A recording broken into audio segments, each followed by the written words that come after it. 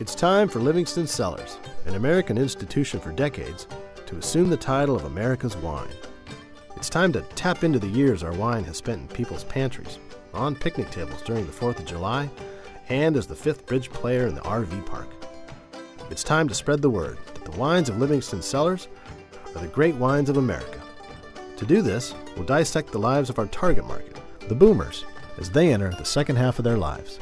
The in-store point of purchase, the posters, the spectaculars, and everything we bring to every event across the country will highlight a particular aspect of fine American living.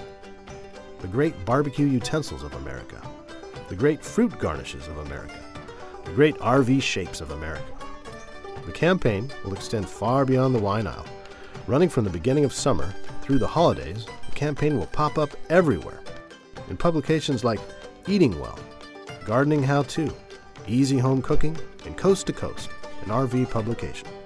And then we'll hit the road, setting up tasting lounges at Coast to Coast RV parks and state fairs in California, Arizona, Florida, and points in between. But we're not stopping there. We're also pursuing partnerships to spread our message throughout the store, throughout town, and throughout the country. And eventually, everywhere America happens.